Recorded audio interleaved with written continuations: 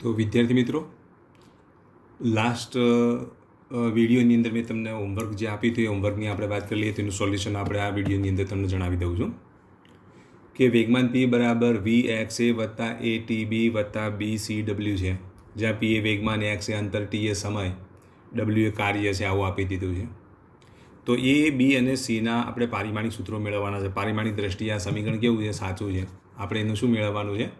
પારિમાણિક એ બી અને સીના પારિમાણિક સૂત્રો મેળવવાના છે.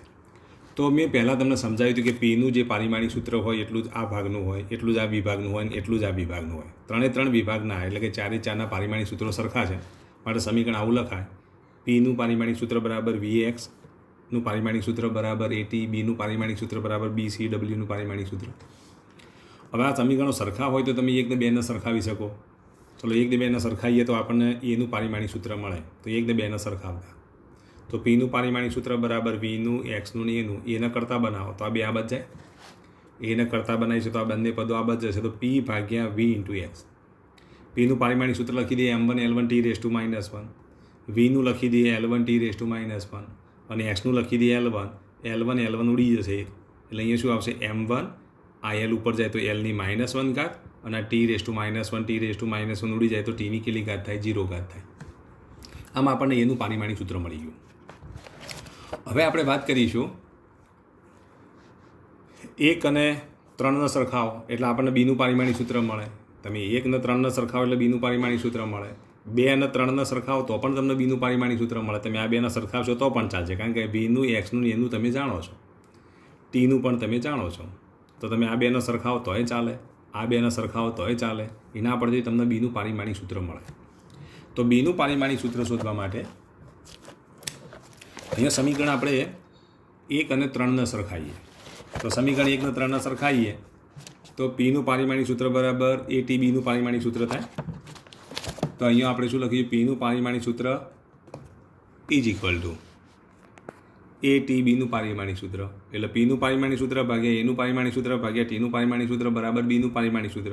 તો બી બરાબર શું લખીશું? પીનું પારિમાણિક સૂત્ર M1 L1 T raise to -1. એનું પારિમાણિક સૂત્ર જો લખીએ તો શું લખીશું? બોલો. એનું પારિમાણિક સૂત્ર અહીંયા ઓલરેડી આપણે લખી દીધું છે. એનું પારિમાણિક સૂત્ર કેટલું આવશે? બોલો.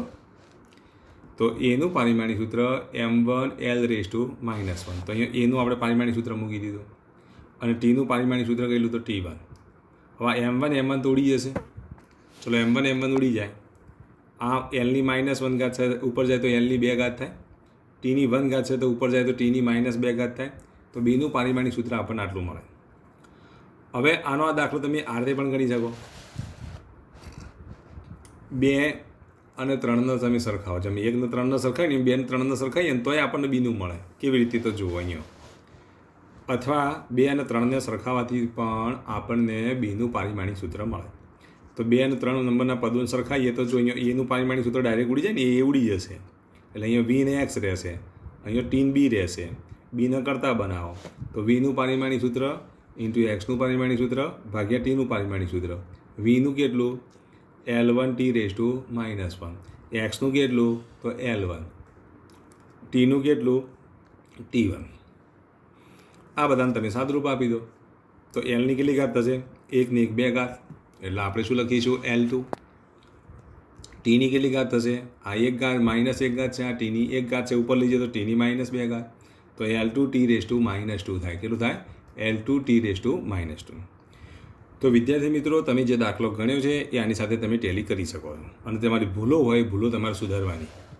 હવે એ રીતે તમે આપણે સીનું પારિમાણિક સૂત્ર મેળવવાનું છે. સીનું પારિમાણિક સૂત્ર મેળવવું હોય તો કેવી રીતે મેળવવાનું?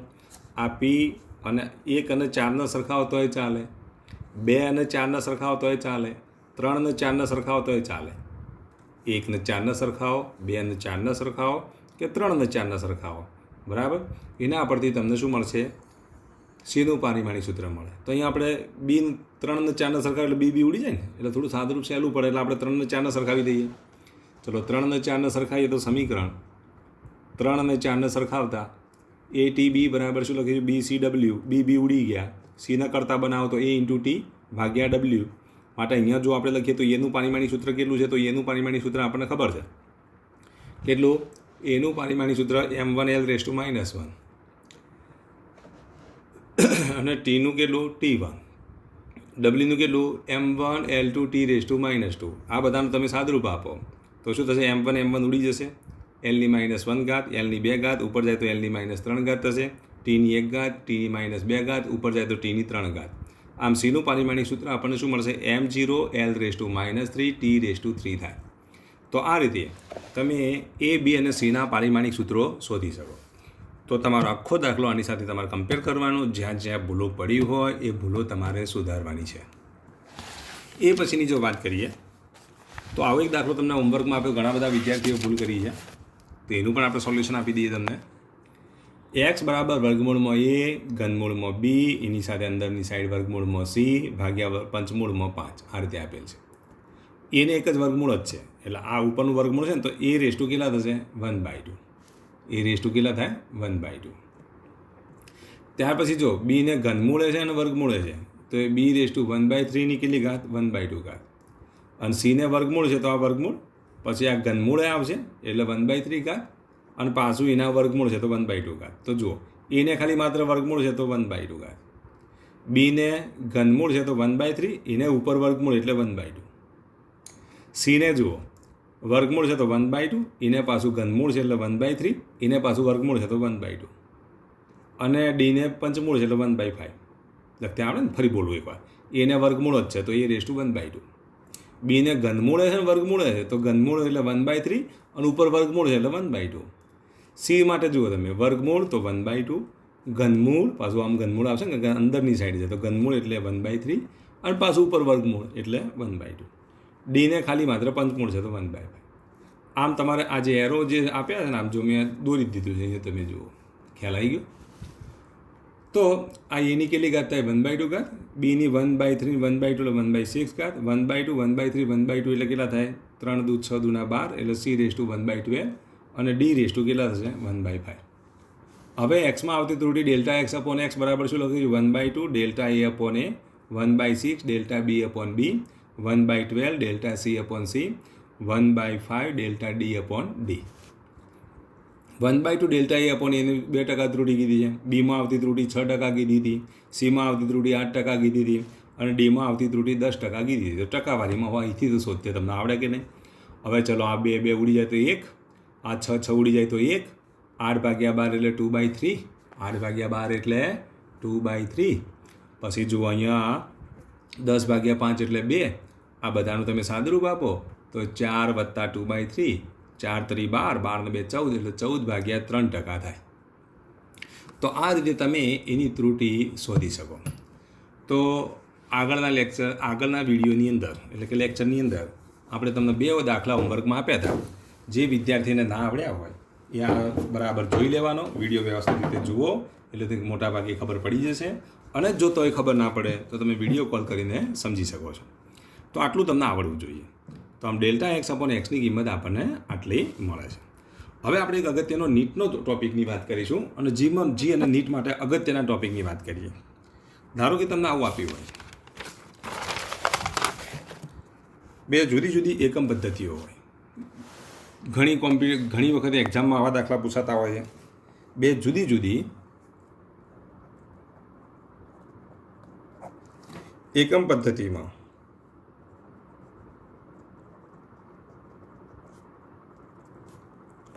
કોઈ એક ભૌતિક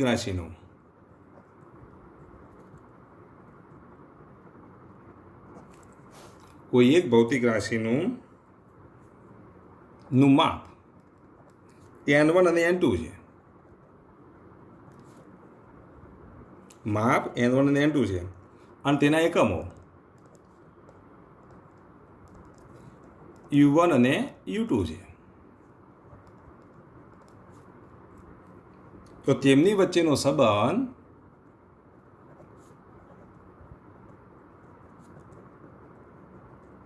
આ રીતે લખાય, n1u1 બરાબર n2u2. તો જી નીટ માટે મોસ્ટ આઈએમપી આને અનુલક્ષીનું ઓબ્જેક્ટિવ પૂછાતું જ હોય છે, માટે આને તૈયારી કરી જ દેવાની. 11મા ધોરણની અંદર આપણે જી નીટની તૈયારી જોડે પૂરી કરીશું. તો આટલું તમારે યાદ રાખવાનું. 2 જુદી જુદી એકમ પદ્ધતિ આપેલી હોય પણ ભૌતિક રાશિ એક જ હોય. દાખલા તરીકે આપણે વાત કરીએ તો બે જુદી જુદી એકમ પદ્ધતિમાં એક આપણે લઈએ કયો તો બળ નામની ભૌતિક રાશિ લઈએ. અને જુદી જુદી એકમ પદ્ધતિ લઈએ તો CGS એકમ પદ્ધતિ અને MKS પદ્ધતિ. CGS એકમ પદ્ધતિ એના આપણે U1 કહીએ, MKS પદ્ધતિનો આપણે U2 વડે દર્શાવીએ. માપ કયું લઈશું N1 અને એમાં N2. તો તમને ખબર છે કે બળ માટે 1 ન્યૂટન બરાબર 10⁵ ડાઇન થાય. તો આમ જુદી જુદી એકમ પદ્ધતિની અંદર તેના એકમો કેવા હોય? જુદા જુદા હોય.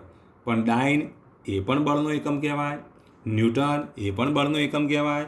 CGSમાં આપણે ડાઇન કહીએ છીએ, MKSમાં આપણે શું કહીએ છીએ તો ન્યૂટન કહીએ છીએ. તો આવું જે સૂત્ર જે છે એ સૂત્ર જ્યારે જુદી જુદી એકમ પદ્ધતિ માટે આટલું યાદ રાખવાનું. જુદી જુદી એકમ પદ્ધતિમાં કોઈ એક ભૌતિક રાશિમાંનું માપ N1 અને N2 હોય અને તેના એકમો U1 અને U2 હોય તો એના વચ્ચેનો સંબંધ શું યાદ રાખવાનો તમારે? N1 U1 બરાબર N2 U2. જે બુકમાં આપેલ નથી પણ જી નીટ માટે મોસ્ટ ટાઈમથી છે, માટે આટલું તમારે યાદ રાખવાનું. તો આને અનુલક્ષીને કેવા ઓબ્જેક્ટિવ પૂછી શકાય?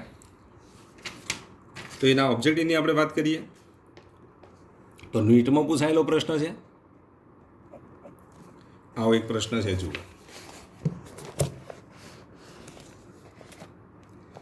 જુઓ. CGS એકમ પદ્ધતિમાં બળનું મૂલ્ય 100 ડાઇન છે. એટલે N1 આપી દીધા, N1 બરાબર 100 ડાઇન.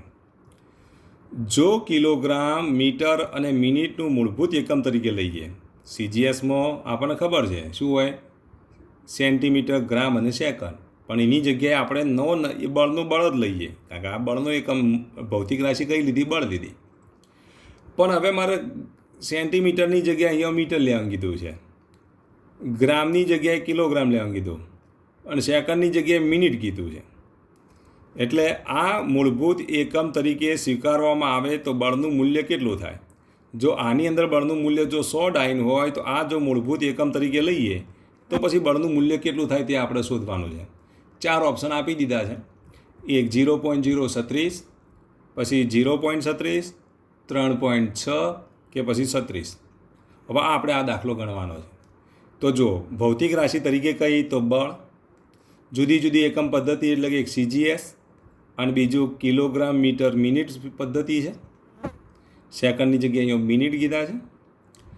એકમ તરીકે આપણે આ બે મૂળભૂત એકમો લીધેલા છે. આને આપણે U1 કહીએ, આને કહેવાય U2, આને કહેવાય N1, આપણે N2 શોધવાના છે. આને કહેવાય U1. આ 1, 2, 3નો જે આખો એકમ બને તેના આપણે કહીશું U2. ત્યાં પછી આ જે ડાઇન જે આપે ને 100 ડાઇન એના આપણે કહીશું N1. અને આપણો ગોલ કયો છે? મૂલ્ય શોધો એટલે N2 શોધવાના છે. તો આવા જ્યારે દાખલા પૂછાય ત્યારે આપણે એ સૂત્રને યાદ રાખવું પડે. તો આમાંથી કયો જવાબ આવશે એની આપણે ચર્ચા કરવાની છે. તો હવે આપણે વાત કરી લઈએ. તો શું કીધું તમને? જે દાખલો સમજાય એ પ્રમાણે અહીંયા આપણે લિસ્ટ બનાવીએ તો જો N1 બરાબર કેટલા કીધા? તો 100 ડાઇન. N2 આપણું લક્ષ્ય છે શોધવાનું. CGS પદ્ધતિ છે અને બીજું શું છે? MKS પદ્ધતિ છે. હવે CGS ને MKS પદ્ધતિ નથી, પાછું યાદ રાખજો. સેકન્ડની જગ્યાએ મિનિટ છે, MKM કહેવાય. શું કહેવાય? MKM. પણ એવું આપણે કહેવું નથી. આપણે ડાયરેક્ટ એ બંને વચ્ચેની સરખામણી જ કરવાની છે. CGS માટે જો લઈએ તો આ U1ની ભૌતિક રાશિ, અહીંયા આપણે U2ની ભૌતિક રાશિ લઈએ.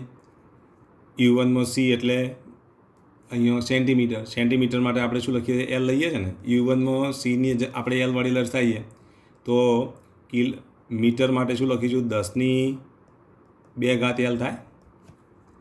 U1માં સેન્ટીમીટરને આપણે L વડે દર્શાવીએ તો U1માં આપણે L વડે લઈએ એટલે આને આપણે L1 કહીએ તો આપણું શું બનશે? L2 કેટલા બનશે? 10⁵ L બને. અથવા તો આ રીતે લખી દઈએ, L1 બરાબર 10⁵ L થાય. L2ની કિંમત કેટલી થશે બોલો? આ L1 તો 10 L1 બરાબર આપણે L લઈએ, ધારો કે આ રીતે જ લખીએ. આપણે કામ કરીએ, L1 બરાબર L છે તો L2 બરાબર શું લખીશું બોલો? 10⁵ L થશે. કારણ કે અહીંયા લંબાઈ સમમાપી છે. CGS પદ્ધતિ છે. CGS એટલે સેન્ટીમીટર. પહેલાંમાં શું સમમાં માપવાની છે? મીટરમાં માપવાની છે. તો L2ની કિંમત કેટલી થાય? કારણ કે તમને ખબર છે કે 1 સેન્ટીમીટર બરાબર કેટલા? 1 સેન્ટીમીટર બરાબર 1 મીટર બરાબર કેટલા? 1 મીટર બરાબર 100 સેન્ટીમીટર થાય કે નહીં? એટલે 10⁵ L થશે.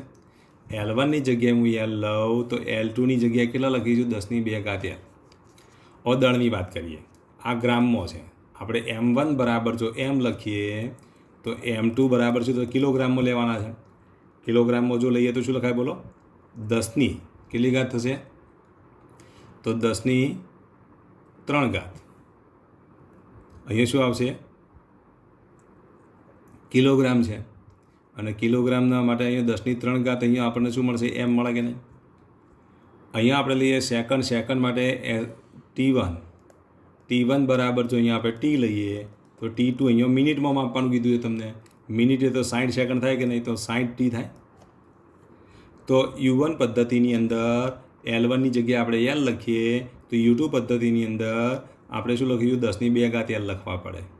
અહીંયા M1 બરાબર જો આપણે M લઈએ તો અહીંયા M2 બરાબર શું લખીશું? 10ની 3 ઘાત M લખીશું. T1 બરાબર જો અહીંયા આપણે T લખીએ તો T2 બરાબર કેટલા લખીશું? 60T, કારણ કે મિનિટ કીધું છે. શું કીધું છે? મિનિટ. તો જુઓ અહીંયા ધ્યાન આપજો.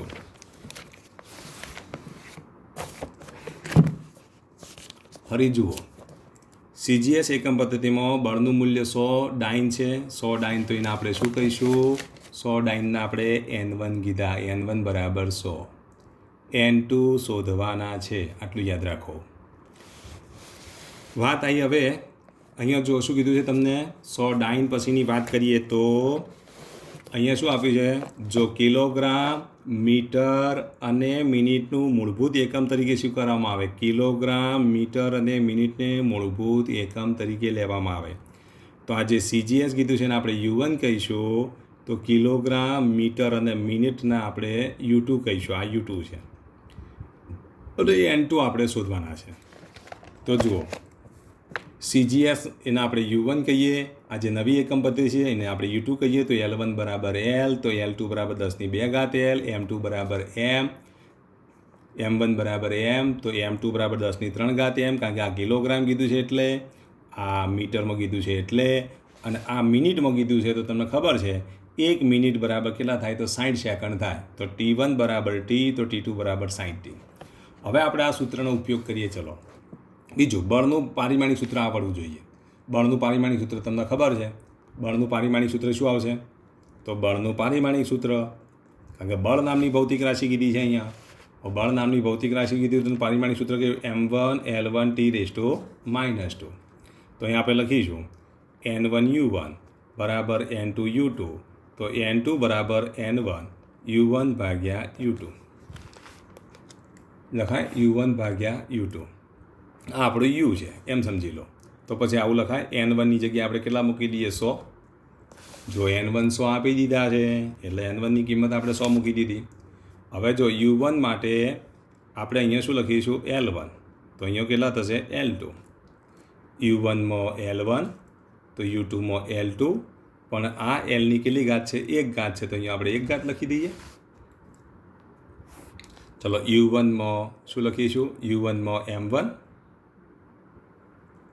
તો U2માં શું આવશે બોલો? M2, પણ દળની કેટલી ઘાત છે? 1 ઘાત છે. તો અહીંયા 1 ઘાત લખી દઈએ. ત્યાર પછી જુઓ U1માં કેટલા છે જુઓ. તો U1માં સમય આપ્યો છે T1, તો U2માં કેટલા આપ્યા છે? T2, પણ કેટલી ઘાત છે? -2 ઘાત છે. પ્લસ ઘાત છે એટલે આપણે વ્યસ્ત આના રાખીએ. પ્લસ ઘાત છે એટલે આના જ રાખીએ. પણ આ માઇનસ ને તો ઉલટાઈ દઈએ. આ ઉપર લઈ જઈને નીચે લઈ જઈએ તો માઇનસનું શું થઈ જાય? પ્લસ થઈ જાય કે નહીં? તો આવું લખાય 100 L1. L1ની જગ્યાએ હું L લખી દઉં હવે, અથવા એક સ્ટેપ વધારે લખીએ. બરાબર. L1 અપોન L2ની 1 ઘાત, M1 અપોન M2ની 1 ઘાત, અને અહીંયા આપણે વ્યસ્ત કરી દઈએ તો T2 ભાગ્યા T1ની કેટલી ઘાત? 2 ઘાત. એટલે તમને સાદુરૂપ આપતે ફાવે. અહીંયા જો ધન ઘાત છે એટલે એનું એ જ લખ્યું. ધન ઘાત છે માટે એનું એ જ લખ્યું, પણ આ ઋણ ઘાત છે એટલે વ્યસ્ત કરી દઈએ. આ ઉપર જાય તો પ્લસ થાય, આ નીચે જાય તો પ્લસ થાય ને, એટલે T2 ભાગ્યા T1ની કેટલી ઘાત? 2 ઘાત. આવું વ્યસ્ત કરી દઉં એટલે પ્લસ થઈ જશે. હવે તમને તકલીફ નહીં પડે. હવે સીધી કિંમતો મુકાય કે ના મુકાય? હવે જો L1ની જગ્યાએ હું L લખી દઉં, તો પછી L2ની જગ્યાએ શું લખશો? L2ની જગ્યાએ 10ની 2 ઘાત L લખવું પડે કે નહીં? તો અહીંયા 10ની 2 ઘાત એટલે 100 L થાય ને. 10ની 2 ઘાત એટલે તમે આમ 100 L લખો તોય ચાલે. અહીંયા આપણે શું લખી શકીએ? 100 L લખી શકીએ. અહીંયા 1000 M લખાય. અહીંયા 60T છે. લખાય કે ન લખાય? તો પછી અહીંયા આપણે 100L લખી દઈએ. પણ એક ઘાત છે તો એક ઘાત હવે નહીં લખો તો ચાલશે. હવે M1ની જગ્યાએ હું M લખી દઉં તો M2ની જગ્યાએ 1000 M લખી દઉં. T2ની જગ્યાએ આપણે અહીંયા શું લખીએ 60T લખી દઈએ. તો T1ની જગ્યાએ શું લખી દઈએ T લખી દઈએ. એની 2 ઘાત છે યાદ રાખજો, બરાબર. એટલે અહીંયા 2 લખવી પડે. અહીંયા એક ઘાત છે એટલે નહીં લખો તો ચાલશે, લખી દઈએ આપણે. હવે તમે વિચારજો આ LL ઉડી જાય કે નહીં, આ MM ઉડી જશે, આ TT ઉડી જશે, હવે આ 100 ઉડી જશે. તો હવે તમે 60નો વર્ગ કેટલા 3600 થાય, 60નો વર્ગ એટલે 3600 ભાગ્યા કેટલા 1000 ભાગ્યા 1000 તો 3600 ભાગ્યા 1000 આ 2 મીંડા ઉડી જશે. 36 ભાગ્યા 10 એટલે 3.6 થાય કે નહીં. તો આટલું યાદ રાખવાનું. CGS પદ્ધતિમાં જો 100 ડાયન હોય તો આ નવી એકમ પદ્ધતિમાં 3.6 થાય. કેટલા થાય 3.6. તો આમાં જવાબ કયો આવશે બોલો. તો આની અંદર જવાબ 3.6 એટલે C જવાબ આવે. કેટલો આવે C જવાબ આવે 3.6. હજુ જો તમને દાખલામાં ખબર ના પડી તો આપણે બીજું એક એક્સ્ટ્રા એક્ઝામ્પલ લઈએ. પણ આવા દાખલા જે મોસ્ટ ટાઈમ બી G નીટ માટેના છે તમારે કરી દેવાના. આપણે એક એક્ઝામ્પલ લઈએ. ધારો કે કોઈ એકમ પદ્ધતિ લઈએ. હવે આ એકમ પદ્ધતિની જો આપણે વાત કરીએ કે કોઈ એક એકમ પદ્ધતિ માટે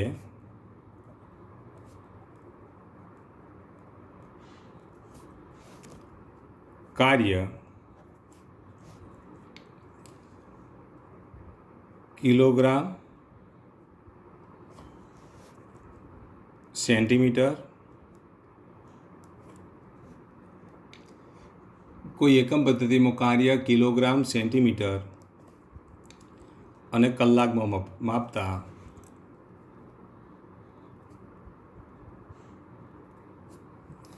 કિલોગ્રામ સેન્ટીમીટર અને કલાકમાં માપતા 1000 એકમ મળે છે. બીજી એકમ પદ્ધતિમાં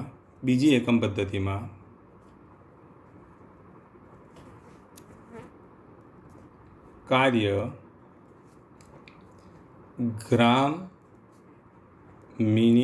ગ્રામ સેન્ટીમીટર અને મિનિટમાં માપતા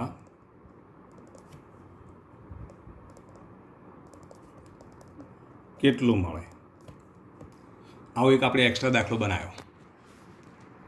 હવે આ કાર્ય કેટલું મળે એ આપણે શોધવાનું છે. 1000 એકમ મળે છે એને આપણે N1 કહી દઈએ. ચલો લિસ્ટ બનાવીએ તો N1 બરાબર 1000. ચલો ખ્યાલ આવી ગયો. કેટલા એકમ મળે એટલે N2 શોધવાના છે. તો N2 શોધવાના ખબર પડશે. અહીંયા 1000 એકમ મળે છે એવું કીધું છે એટલે N1 1000. N2 શોધવાના છે. હવે બીજું તમને શું કીધું છે, એક એકમ પદ્ધતિ જે છે U1માં કિલોગ્રામ સેન્ટીમીટરનો કલાક છે. યાદ રાખજો આ એકમ પદ્ધતિ કિલોગ્રામ સેન્ટીમીટરનો કલાક એને આપણે U1 કહીએ. તો બીજું ગ્રામ સેન્ટીમીટરનો મિનિટ આના આપણે U2 કહીએ. એના વચ્ચેનો સંબંધ અને કાર્યનું પારિમાણિક સૂત્ર આવડવું જોઈએ. તો કાર્યનું પારિમાણિક સૂત્ર જો એ આવડશે તો દાખલો આવડશે, બાકી નહીં આવડે તો કાર્યનું પારિમાણિક સૂત્ર કર્યું તો M1 L2 T⁻⁻, 122 પાછળનો માઇનસ M1 L2 T⁻². ચલો ખ્યાલ આવી ગયો. હવે આપણે ગણતરી કરવાની છે. ચલો U1 લઈએ, અહીંયા આપણે U2 લઈએ. હવે આપણે કિંમતો મૂકી. કિલોગ્રામ સેન્ટીમીટરનો કલાક કીધું છે કે નહીં, તો કિલોગ્રામની વાત કરીએ. U1માં કિલોગ્રામ છે તો પછી U2માં ગ્રામ છે. 1 કિલોગ્રામ બરાબર કેટલા ગ્રામ થાય ખબર હોવી જોઈએ. તો આ 1 કિલોગ્રામ લઈએ. M1 બરાબર આપણે M લઈએ તો M2 બરાબર તમને ખબર હોવી જોઈએ. 1 કિલોગ્રામના જો અહીંયા આપણે M1 બરાબર M લઈએ તો M2 કેટલા થશે બોલો. તો ગ્રામ કેટલા થાય 10⁻³ થાય કે નહીં,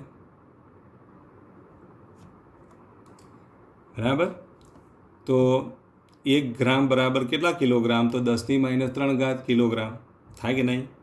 આ ગ્રામ છે તો 1 ગ્રામ બરાબર કેટલા કિલોગ્રામ. આ M 1 કિલોગ્રામ સમજો તમે. 1 ગ્રામ બરાબર 10⁻³ ગ્રામ થાય, કારણ કે તમને ખબર છે 1 kg બરાબર તમે લખો છો કેટલા 1000 ગ્રામ. તો 1 ગ્રામ બરાબર 1/1000 લખાય કે નહીં, 1/1000 એટલે 10⁻³ અથવા 1/1000 ગ્રામ લખો તો ચાલે કે નહીં? તો 1 ગ્રામ, M2 એ ગ્રામ છે અને આ કિલોગ્રામ છે. તો 1 ગ્રામ, આને સમજો ગ્રામ, 1 ગ્રામ બરાબર કેટલા કિલોગ્રામ? તો 1 ગ્રામ બરાબર 1/1000 ગ્રામ. આમ તમે લખશો તોય ચાલશે, 1/1000 M. આ M1 અને M2 વચ્ચેનો સંબંધ મળ્યો. હવે આપણે લઈએ L1. L1 શેમાં માપવાનું છે? સેન્ટીમીટરમાં. અહીંયા પણ સેન્ટીમીટર છે, તો L1 બરાબર L, તો L2 બરાબર પણ L થશે, કારણ કે બંને સેન્ટીમીટર છે. જુઓ, અહીંયા પણ સેન્ટીમીટર કીધું છે, જુઓ સેન્ટીમીટર, અહીંયા પણ સેન્ટીમીટર કીધું છે. 1 સેન્ટીમીટર બરાબર કેટલા સેન્ટીમીટર? તો 1 સેન્ટીમીટર. 1 સેન્ટીમીટર બરાબર કેટલા સેન્ટીમીટર? તો 1 સેન્ટીમીટર જ થાય. એટલે L બરાબર આપણે L જ લખીશું. L1 અને L2ની કિંમત L. પરંતુ હવે આપણે વાત કરીએ T1. T1 શું કીધું છે? અહીંયા કલાક કીધા છે. 1 કલાક, અહીંયા આપણે T1 બરાબર T કલાક લઈએ, તો T2 એ મિનિટ કીધી છે. તો હવે આપણને ખબર હોવી જોઈએ 1 કલાક બરાબર 60 મિનિટ થાય. તો 1 મિનિટ બરાબર કેટલા? તો 1/60 કલાક થાય. તો અહીંયા જુઓ, 1/60 T. આ T એ કલાક છે અને આ T એ મિનિટ છે. તો 1 મિનિટ બરાબર 1/60 કલાક થાય. આને તમે કલાક ગણો, કારણ કે U1માં કલાક છે, U2માં મિનિટ છે. તો આવું તમે સંબંધ મેળવી શકો. હવે આપણું સૂત્ર કયું છે બોલો? તો હવે આપણે સૂત્રનો ઉપયોગ કરીએ. N1U1 બરાબર N2U2. ચલો, ખબર પડી? N1U1 બરાબર શું લખીશું? N2U2. હવે N1U1 બરાબર N2U2, તો આપણે શોધવાનું શું છે બોલો? N2 બરાબર N1U1 ભાગ્યા U2. તો N1U1 ભાગ્યા U2. N1ની કિંમત મૂકી દઈએ કેટલી? 1000. U1નું આપણે પારિમાણિક સૂત્ર જો લખીએ તો M1 L1 T⁻², છે ને કાર્યનું પારિમાણિક સૂત્ર. એટલે U1 માટે શું લખીશું? M1/M2 ની કેટલી ઘાત? 1 ઘાત, L1/L2 ની કેટલી ઘાત? તો 2 ઘાત, અને T1/T2 ની -2 ઘાત. આ આપણું સૂત્ર છે. 1 ઘાત, 2 ઘાત ને -2 ઘાત. એટલે M1/M2 ની 1 ઘાત, L1/L2 ની 2 ઘાત, T1/T2 ની -2 ઘાત. હવે તમે આ -2 ઘાતનું શું કરશો બોલો? વ્યસ્ત કરી દો. વ્યસ્ત કરી દો એટલે આપણને ફાયદો મળી જશે. માઇનસનું શું થઈ જશે? પ્લસ થઈ જશે. આ L2/L1ની 2 ઘાત, અને અહીંયા આપણે શું લખીશું? T2/T1ની પણ 2 ઘાત. હવે બધી ધનઘાત છે. હવે ચલો સંબંધ લખી દઈએ. આ 1000ની જગ્યાએ તો 1000, M1ની જગ્યાએ હું M લખું. જુઓ, M1ની જગ્યાએ M લખું તો M2ની જગ્યાએ 1000/M. એટલે અહીંયા આપણે લખી દઈએ 1/1000 M. ખબર પડી કે નહીં? 1/1000 M. L2ની જગ્યાએ આપણે શું લખીશું? સોરી, L1ની જગ્યાએ આ L1 અને આ L2 છે. આ તો કારણ કે પ્લસ ઘાત છે ને એટલે અમારી ભૂલ થાય છે. અહીંયા L1 અને આ L2. L1ની જગ્યાએ આપણે L લખી દઈએ તો L2ની જગ્યાએ પણ શું લખાય? L. એની કેટલી ઘાત? 2 ઘાત. T2ની કિંમત કેટલી? તો T2ની કિંમત 1/60 T, અને T1ની કિંમત કેટલી? T. એની કેટલી ઘાત? તો 2 ઘાત. ચલો, ખબર પડી? અહીંયા M ઉડી જશે. છેદનો છેદ ક્યાં જશે? અંશમાં. તો આ 1000 તો હતા જ, પાછા કેટલા? આ 1000.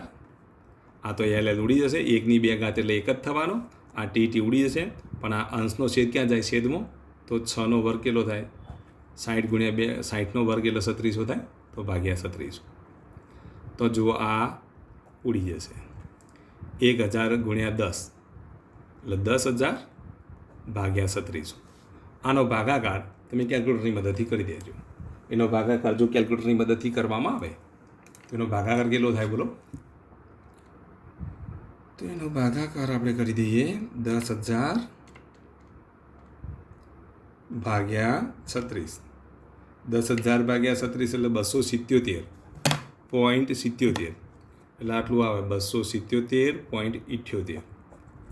તો જવાબ એટલો મળે. અથવા તમે આવું લખી દેજો, 10000 ભાગ્યા 36 લખી દેવાનું, બરાબર. અથવા 36નો ચોથો ભાગ એટલે 9, 10000નો ચોથો ભાગ એટલે 2500. એટલે 2500 ભાગ્યા 9 લખો તો પણ ચાલે. શું લખાય? 2500 ભાગ્યા 9.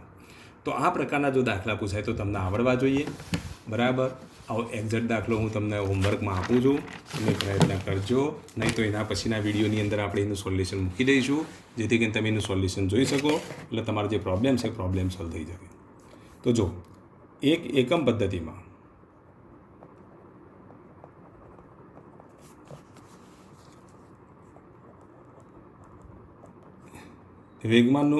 એકમ પદ્ધતિમાં વેગમાનનું મૂલ્ય 100 એકમ છે, જ્યાં દળ કેજીમાં, અંતર સેન્ટીમીટરમાં અને સમય મિનિટમાં મપાય છે.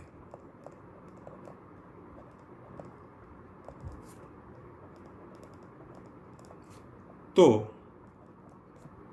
બીજી એકમ પદ્ધતિમાં કેજી, મીટર, સેકન્ડમાં તેનું મૂલ્ય કેટલું હશે? તો એક સરસ દાખલો તમારે પૂરો કરવાનો છે. તો અહીંયા આપણે આ પૂરું કરીએ છીએ. આટલું હોમવર્ક તમારે લખી અને મને મોકલાવાનું રહેશે.